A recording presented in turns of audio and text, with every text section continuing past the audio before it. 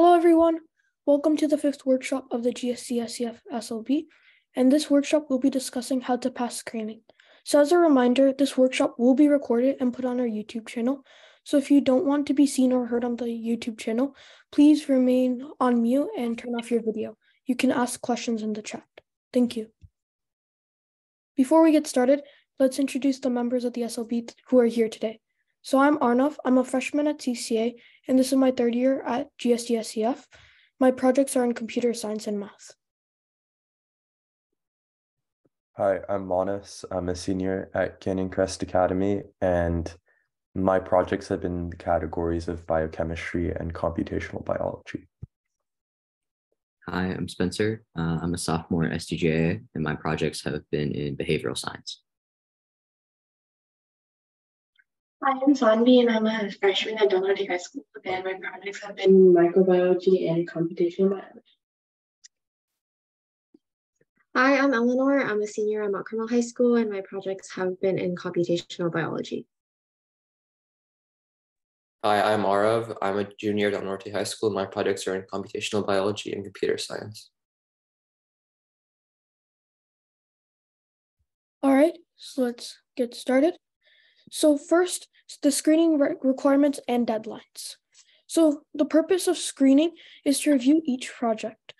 It's a lot like safety pre-screening, but with more details. Essentially, we want to make sure that the project you're going to submit is within all GSDSEF rules and is appropriate for the fair. It's a last check for the forms you need and the procedures you performed. Your teacher has received the template to give you.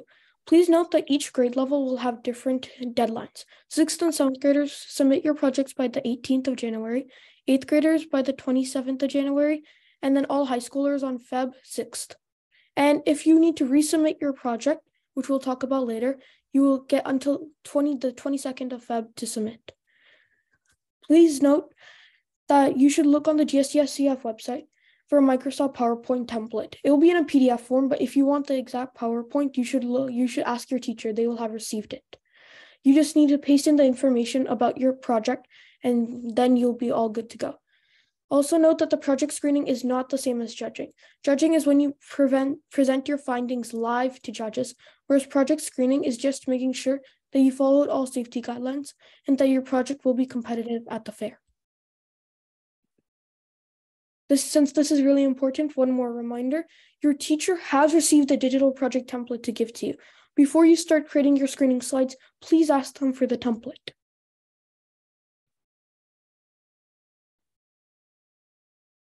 Okay, so now we're going to be going over creating the digital project slides. So here's a brief overview of what the templates will look like. You'll make one slide about the title and 10 slides that describe what your actual project will be about. It can be shorter than 10 slides, but it cannot exceed the 10-slide limit or it'll be sent back for editing, so make sure it stays within those guidelines. The first slide will be a title slide, and then your abstract, background, the statement of problem or to say purpose, and the hypothesis. Then you'll get 2 slides to describe your procedure and include photos of the experiment if applicable. Next, you'll get 3 slides to discuss your results, including space for graphs, statistical tests, pictures, and summary of your findings or any other results you want to include. Then the next slide is the conclusion and the discussion or interpretation of your results. And finally, you'll end with your references, which is a minimum of 5 for middle schoolers and a minimum of 10 for high schoolers. Now we're going to be going through each page of the digital project template, starting with the title page.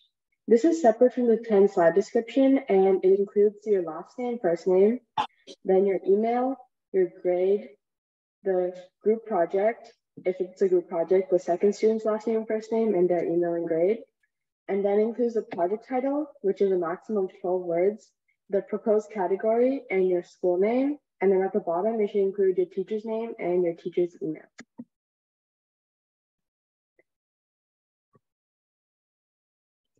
So next is the abstract page in the digital project template, and it's 1 page out of the 10 slides. For this, you should erase the template information on the page and type or copy paste your abstract into that. The slides had need a maximum of 2 fonts and 2 font colors can be used. So there shouldn't be any like complicated fonts or complicated backgrounds, and it should be very clean and easy to read. An abstract is a summary of what you did, why you did it, and how you did it. It's a summary of the entire project basically, and it should include the problem, the hypothesis, the procedure, the results, and the conclusion. For engineering projects, it should start with the problem and purpose, then move on to the design and testing, and the retesting, and then finally the final design success. It should be a maximum of 250 words. It can be less, but a maximum of 250. And for the rest of the 10 project slides, again, keep in mind that there can only be 2 fonts and 2 font colors, and only use pictures and graphics that are related to your project, so nothing unrelated.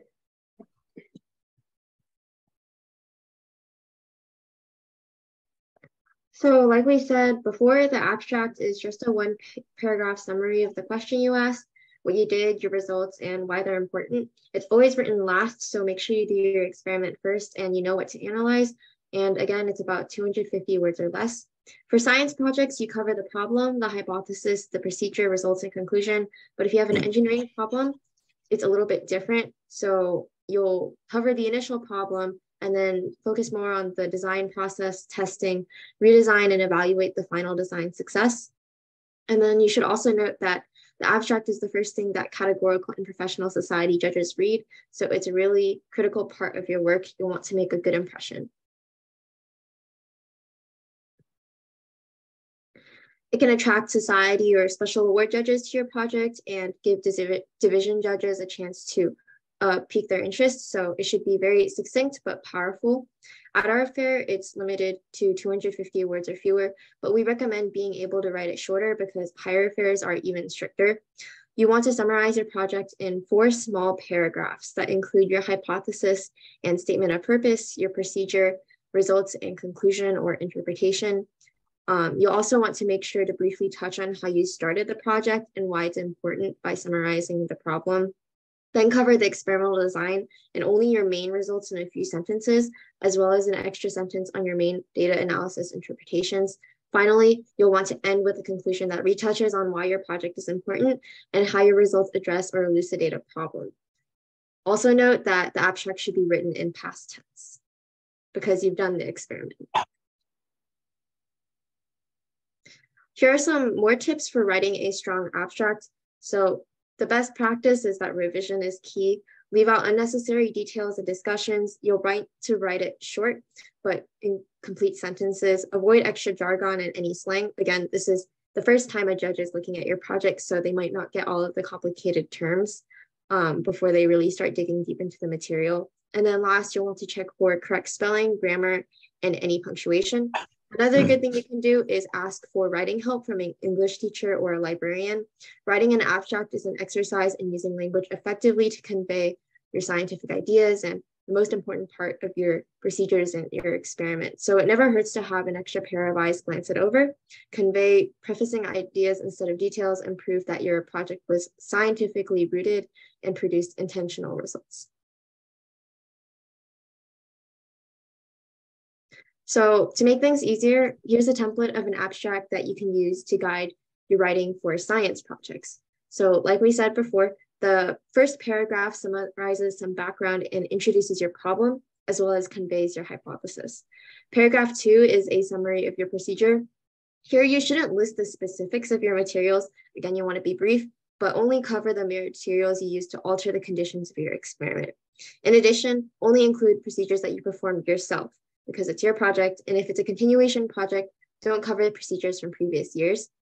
Next, in paragraph 3, you'll want to provide only key results that lead directly to your conclusions with only main data calculations.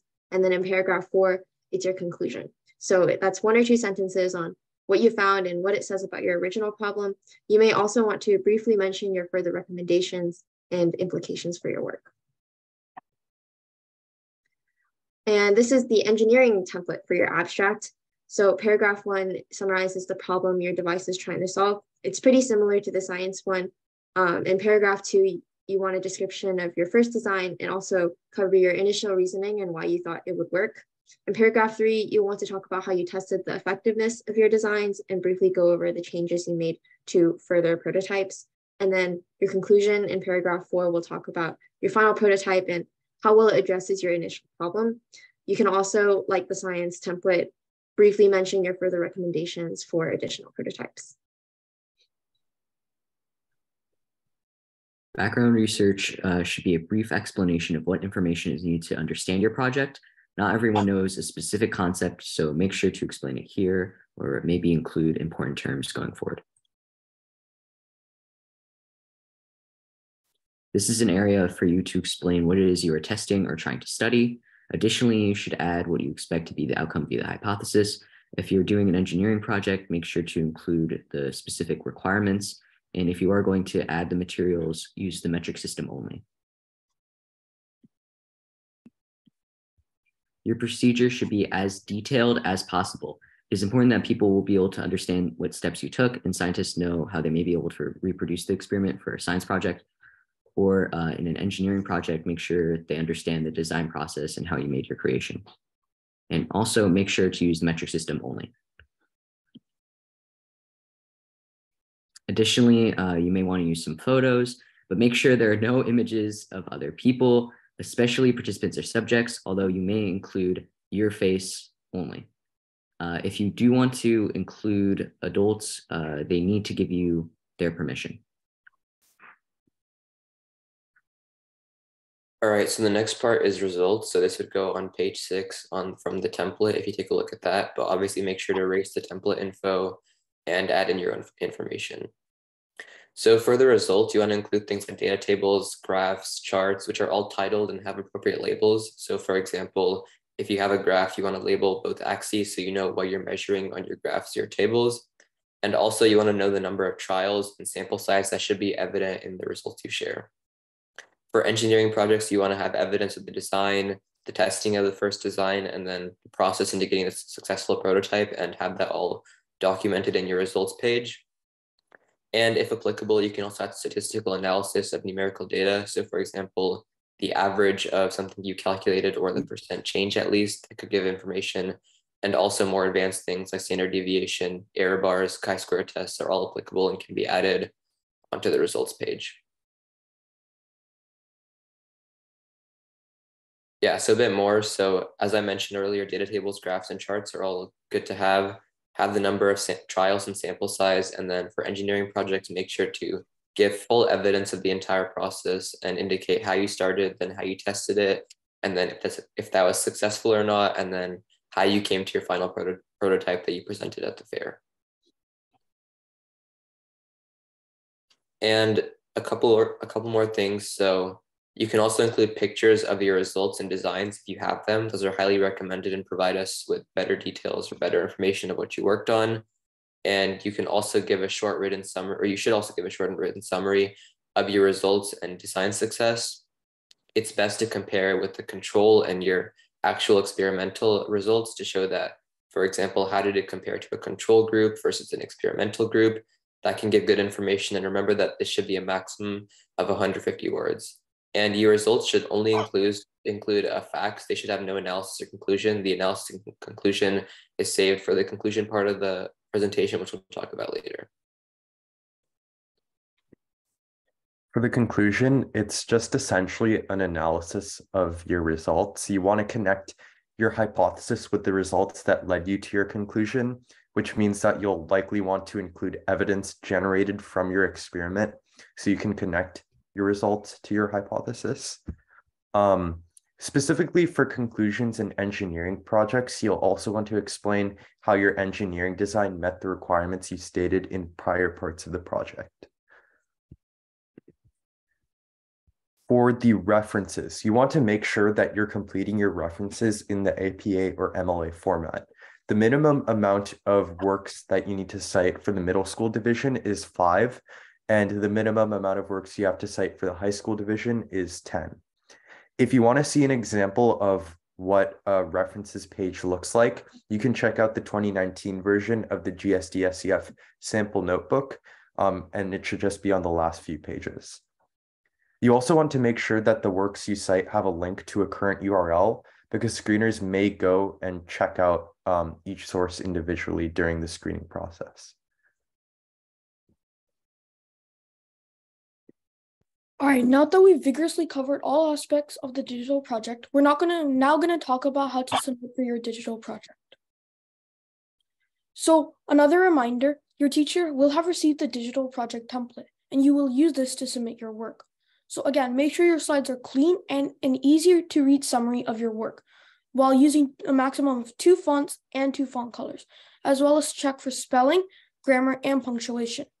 You'll submit your digital project similarly to how you submitted your pre-screening form through the GSDSEF website, and make sure that the status says submit so the screeners can see your work.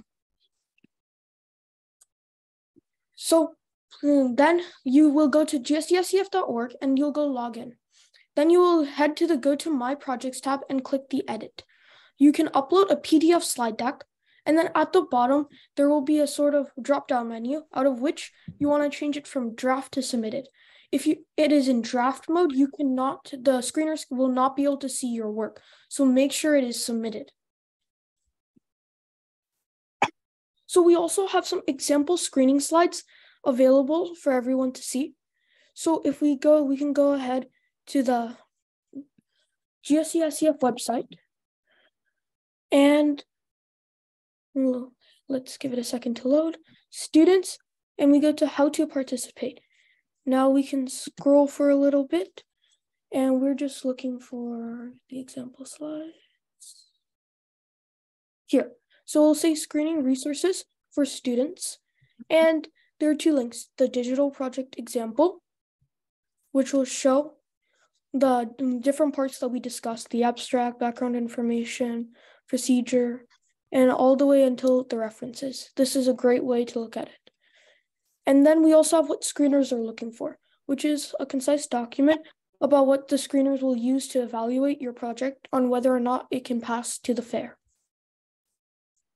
So now let's go back to the slideshow. So, of course, okay, sorry. So now there are different results you may see when you go to the fair. If it says accepted, that means you may apply to the fair. And this year, the cost of the fair will be $50. Sometimes you may not be accepted, and this is because the project may be a demonstration, not an experiment. There may be too many inadequacies, or it might have violated GSDSEF rules in some way. And occasionally you might see resubmit with modifications. This basically means that your project will make it if you make some changes that the screener requested. Be careful and make sure you actually make these changes instead of repeatedly submitting the project without making changes. Screeners will actually check for your changes. And there's a hard deadline for submitting by remodifications. So these are due by Feb 22nd of 2023. This is a hard deadline. No project will be accepted afterwards. And make sure to monitor your project often. You can go to My Account, My Projects, and to Status. And an email will be sent to the email you signed up to the fair with when the status will change. So let's say you're not done. That's not a problem. The screening process is just to make sure your project is following fair guidelines. Please submit all your progress and part of your results to your screening slides. So thank you all for coming to this workshop. The next workshop will be workshop number 6, the Science Fair Notebook, and it will be on the 4th, 2023, 9:30 to 10:30. So I will stop the recording now.